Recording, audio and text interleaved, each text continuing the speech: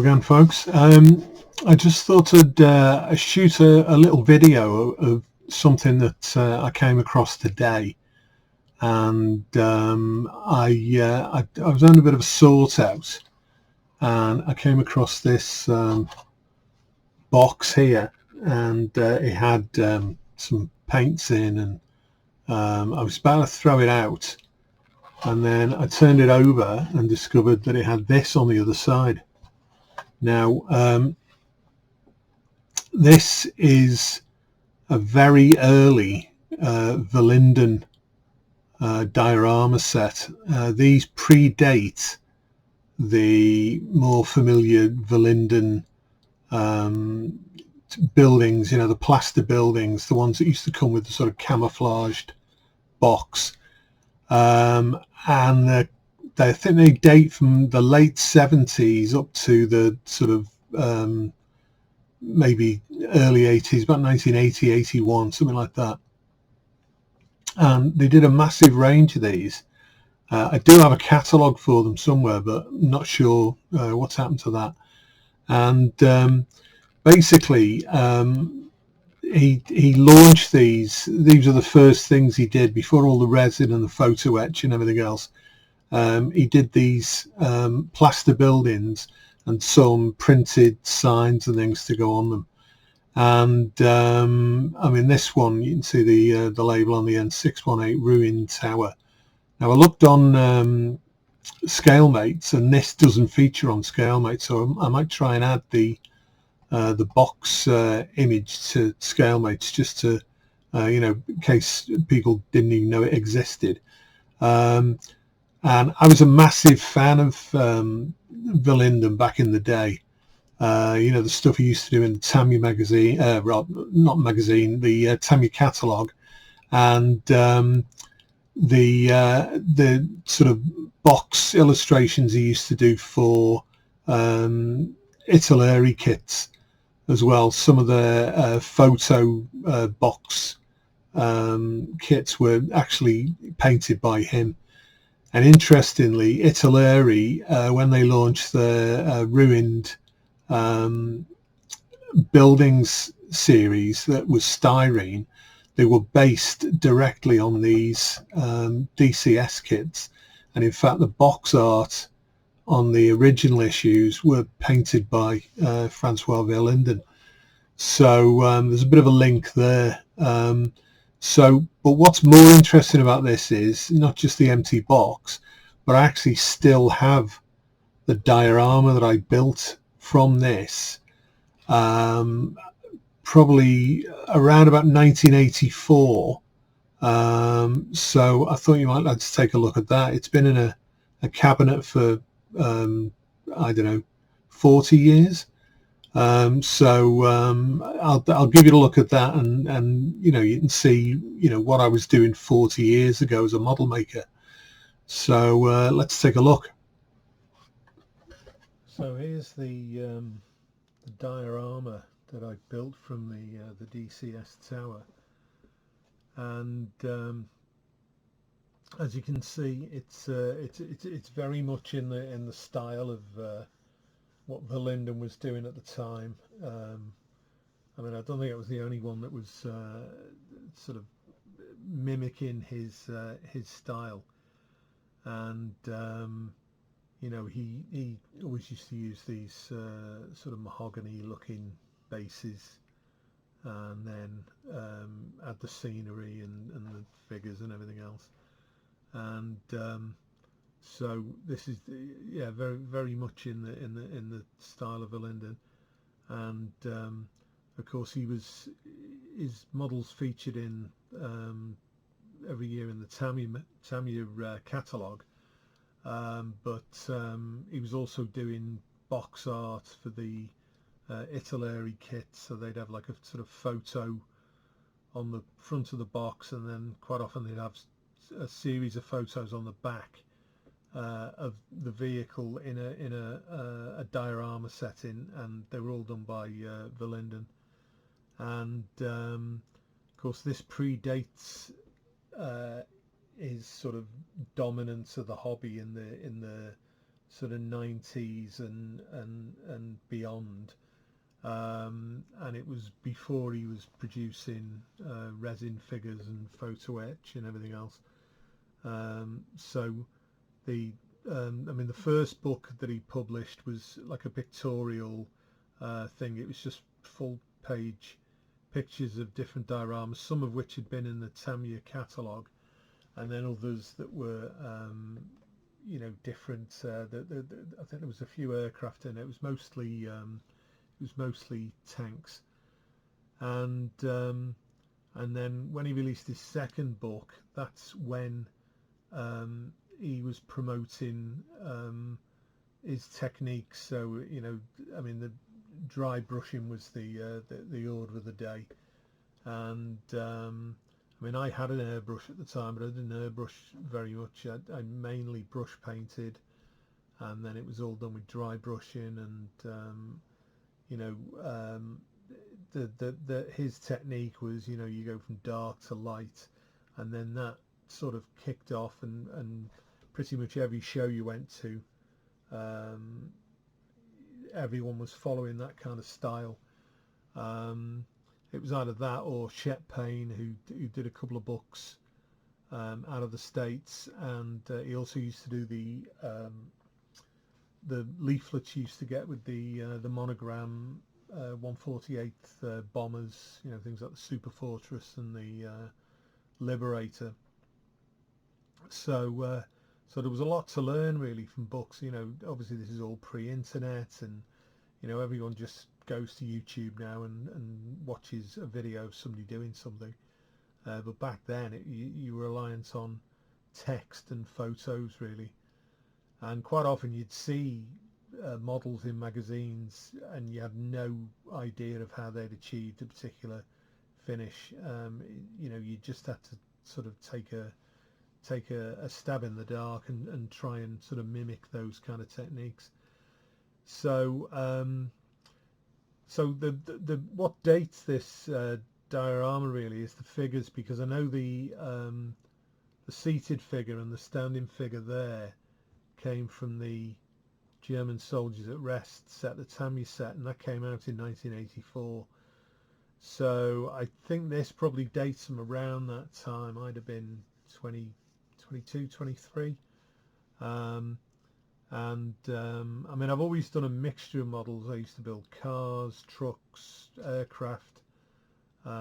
This is the kind of period I really got into the 135th stuff, and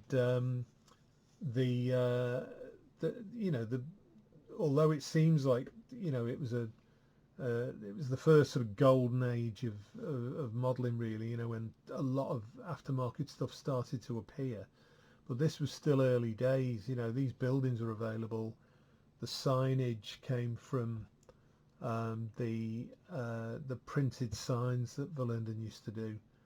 I think there was a few available on the back of the Tamiya road signs set, and so you know, you were pretty limited really.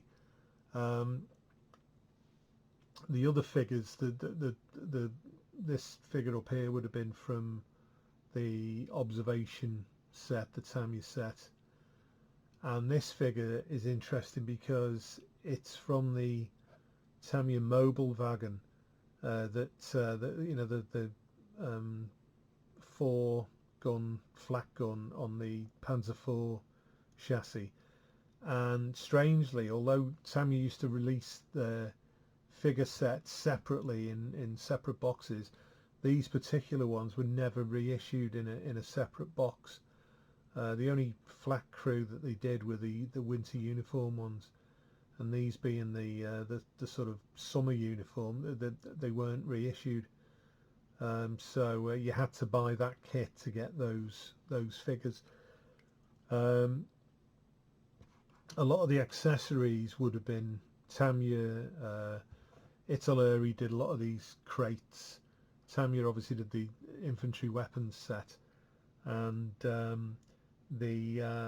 only other source really of any kind of accessories were Hysterex. Now, Hysterex, there was a company called Hysterex Agents. I don't know whether they're still around. They were based in Dover, and they used to bring a lot of the European model stuff into the UK. These kits were marketed through Hysterex, and the early ones I used to buy via mail order, and then there was a great model shop in Liverpool back in the day. It's long gone, called City Models, and they used to get stuff in via Hysterex, and they used to stock some of these as well. So I'd go in there every couple of weeks and look at what was new coming in. And but the Hysterex range, the actual Hysterex range, it was predominantly, in fact I think it was all Napoleonic, and they did a vast selection of figures. I mean, you're talking maybe 300 or 400 different types of figures, and they were very similar to the Airfix 54mm range, you know, those kind of multi-pose figures. They did mounted figures, they did foot figures, and as I say, most of it was Napoleonic, and you could swap the arms and legs and heads around and make different poses, but they used to do maybe half a dozen sets of equipment. And obviously, although they were designed for sort of the Napoleonic era, you know, things like pots and pans and jugs and bottles and things didn't really change much by World War II. So, you know, you were using them for that. Yeah, so the kits, these kits themselves were plaster based, and quite often they were only one-sided. So if you know the interior, you can see the sort of pattern in the wall there. That would have had to have been scribed in with a scriber or a needle or something to get the pattern. And I went to the bother of scratch building a ladder. In fact, there's two ladders in this. There's a little room in there, you'll see in a minute. Scratch building a ladder, scratch building a kind of iron door with a lock on it. And the base itself, this cobbled roadway, would have been Verlinden. That was just printed card. It wasn't embossed or anything. It was just literally cobbles printed on a card, which is about as far as you got back in the day. And you know, the figures were generally altered slightly just to, you know, make them a bit different from everyone else's, because when I used to go to shows back then, literally everybody was doing this style. And remember, there was only Tamiya, Italeri, and Italeri didn't have a massive range, and there was some Eschi vehicles as well. But the Eschi figures, they were interesting in the sense that they did figures that nobody else did, but they were massive compared to, they were more like 1/32 scale. So you could never use the two together really. It was very difficult to use them. And the Italeri figures were not up to much either really. You can see, you know, it's detailed all around. There's another ladder inside there. There's some chains on the wall. I think there's blankets on the floor. And let's move. We can just see the figure there. So as I say, he's from the observation set, and I'm quite pleased with how this has survived really. You know, I mean, this has got to be 41 years old, and it's been to various shows over the years, but you know, I've kind of moved on from this kind of thing now.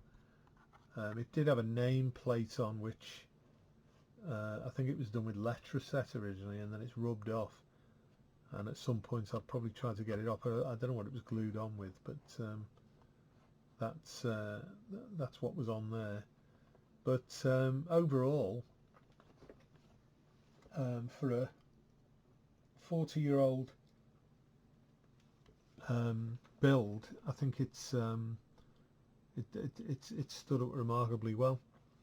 So having done this, what I might do, I've still got some older models in cabinets, and I thought maybe I might just do a little series just highlighting them, because some of them are kits that aren't available anymore, and it's interesting. It's certainly interesting for me to see how I've developed over the years, but they do indicate how things were back then. You were limited by what was available, and there was a lot of scratch building went on. You couldn't just sort of go out and buy all the parts you needed for a particular diorama. You would really have to scrabble around looking for things. I did take to resin casting some parts that I only maybe had one of, so I used to resin cast my own parts using plasticine, and the smaller parts I used to cast in araldites, epoxy glue, because it was just a quick way of making things like landmines and ammunition boxes and things like that. So so interesting, and hope you've been interested too. If you like this video, then please like, ask any questions if you've got any questions, and subscribe if you're not already a subscriber, and hopefully there'll be another video along fairly soon. So thanks for watching.